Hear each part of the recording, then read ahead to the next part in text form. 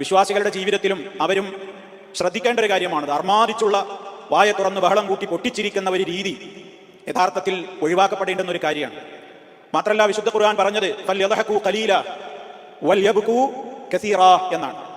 അവർ ധാരാളമായി കരയട്ടെ, വളരെ കുറഞ്ഞു മാത്രം അവർ ചിരിക്കട്ടെ എന്ന്.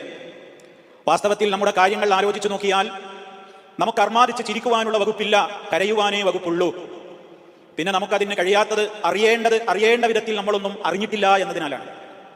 മഹാനായ നബി സല്ലല്ലാഹു അലൈഹി വസല്ലമ ഒരിക്കൽ പറഞ്ഞു, ലൗ തഅലമൂന മാ അഅലമു ലൗ തഅലമൂന മാ അഅലമു ലദഹിക്തും ഖലീല വലബകൈതും കസീറ വമാ തലദ്ദതും ബിന്നിസാഇ. നിങ്ങൾ അറിഞ്ഞിരുന്നുവെങ്കിൽ, എന്ത്? മാ അഅലമു, ഞാൻ അറിഞ്ഞ കുറേ കാര്യങ്ങളുണ്ട്, എനിക്കറിയാവുന്ന ചില കാര്യങ്ങളൊക്കെ നിങ്ങൾ അറിഞ്ഞിരുന്നുവെങ്കിൽ ലദഹിക്തും ഖലീല, നിങ്ങൾ വളരെ കുറഞ്ഞു മാത്രമേ ചിരിക്കുമായിരുന്നുള്ളൂ. വലബകൈതും കസീറ, നിങ്ങൾ ധാരാളമായി കരയുക തന്നെ ചെയ്യുമായിരുന്നു. വമാ തലദ്ദതും ബിന്നിസാ, നിങ്ങളുടെ ഭാര്യമാരുടെ കൂടെ ആനന്ദിക്കാൻ പോലും നിങ്ങൾക്ക് തോന്നുകയില്ലായിരുന്നു. പലതും നിങ്ങൾ അറിഞ്ഞിട്ടില്ല.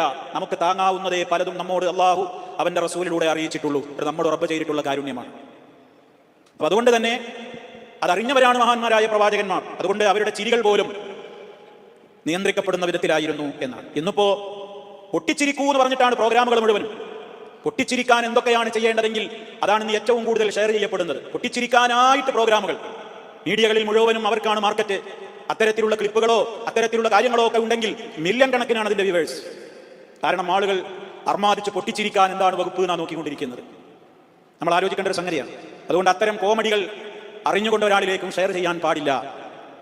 നമുക്ക് നമ്മുടേതായ സംസ്കാരമുണ്ട്, നമ്മുടേതായ പ്രത്യേകമായ നിയമങ്ങളുമുണ്ട്. അതുകൊണ്ട് എപ്പോഴെങ്കിലും നമ്മൾ പൊട്ടിച്ചിരിക്കുന്നത് ഹറാമാന്നല്ല ഈ പറയുന്നത്.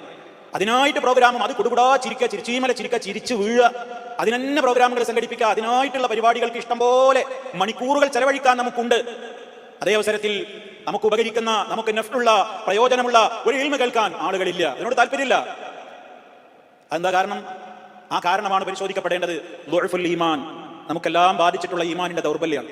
അള്ളാഹു നമുക്ക് ഈമാനിന്റെ ദൃഢത പ്രദാനം ചെയ്യുന്ന ആ നൽകപ്പെട്ടിട്ടുള്ള ആളുകളുടെ കൂട്ടത്തിൽ നമ്മയൊക്കെ ചേർത്ത് തന്നെ അനുഗ്രഹിക്കുമാറാകട്ടെ.